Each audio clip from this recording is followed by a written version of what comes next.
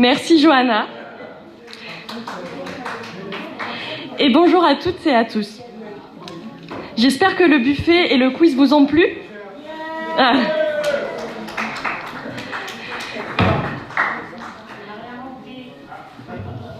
Je vous propose d'applaudir d'abord Cathy pour la rédaction du quiz.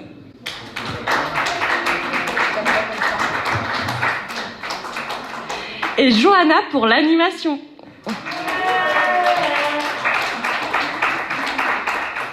Ainsi que tous les bénévoles qui nous ont aidés.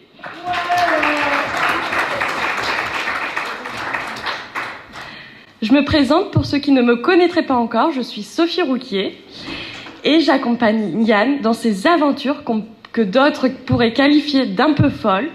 Et je vous l'accorde parce que 119 bureaux de vote à quadriller, c'est pas rien. Pour autant, je l'ai laissée sérieuse et conviviale, et aujourd'hui en est l'exemple. Aujourd'hui, je suis sa mandataire financière pour les élections législatives.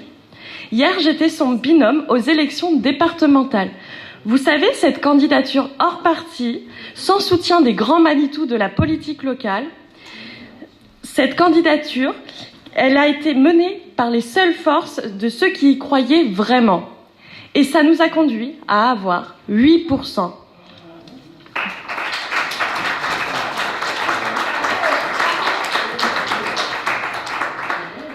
Avant-hier, je faisais partie de cette jeunesse déçue de son engagement politique qui ne reflétait pas ce en quoi elle croyait. C'est alors que Yann me conviait à vivre l'aventure des municipales sur une liste sans étiquette, libre et indépendante. Et encore avant, j'étais cette militante LREM et je rencontrais Yann. Yann, c'est pour moi l'exemple même de l'engagement. Engagé depuis le lycée, c'est ce qui l'anime jusqu'à cette candidature. Les mêmes sujets nous tiennent à cœur, tels que l'école, la laïcité, le handicap et la démocratie, et bien d'autres encore. Ils sont souvent oubliés et pourtant si importants. La démocratie, me dites-vous ? Il est indispensable de la défendre. Sans des assesseurs qui tiennent des bureaux de vote les dimanches, sans des maires qui font vivre les débats, sans des militants qui vont coller des affiches et tracter, et sans des candidats qui, comme Yann, s'engagent, eh bien sans eux, la démocratie serait finie. Alors, applaudissez-les.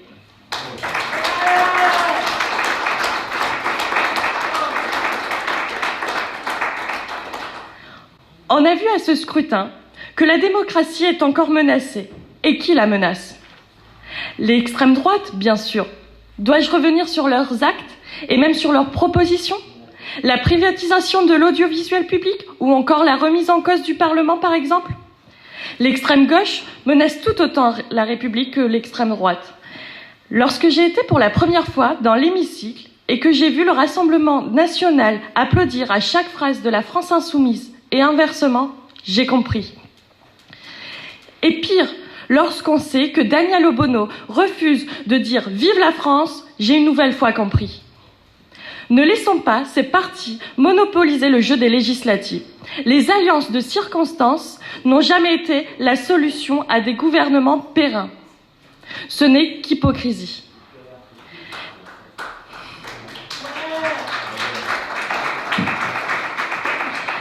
C'est pour ça que je m'engage délibérément dans cette aventure que j'espère finir en beauté et je vous invite à faire de même.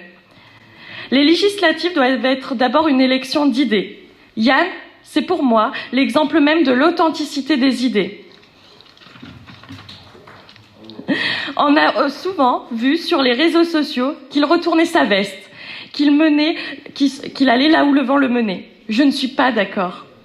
Yann a toujours mené ses combats avec toujours les mêmes idées. Elles sont souvent bien plus mûres qu'à l'époque des jeunes socialistes, il faut l'avouer. J'admire le courage de Yann de quitter un parti lorsque celui-ci n'est plus dans ses valeurs. Et pourtant, si pour lui la question était de simplement se placer, qu'est-ce que ça aurait été plus simple d'être resté si bien encarté ?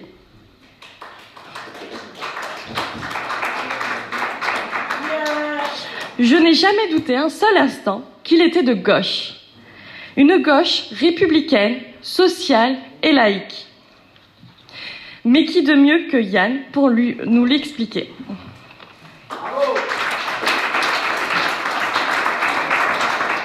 Merci. Merci. Merci. Merci Sophie pour ce discours. Merci pour ces mots que je ne pourrais qu'appuyer pour ma part. Donc, pour la petite histoire, je vous ai raconté tout à l'heure en introduction, pour justifier mon accent, que je n'étais pas une personne de la région. Je viens de Bordeaux, je viens de loin, mais je suis arrivée ici il y a quelques années avec des opinions, avec des idées, mais que je ne savais pas forcément comment expliquer, comment faire mûrir, comment participer. Et c'est à ce moment-là, justement, qu'une personne est venue taper sur mon épaule, est venue me parler, est venue me pousser à m'engager et à participer à la vie politique locale.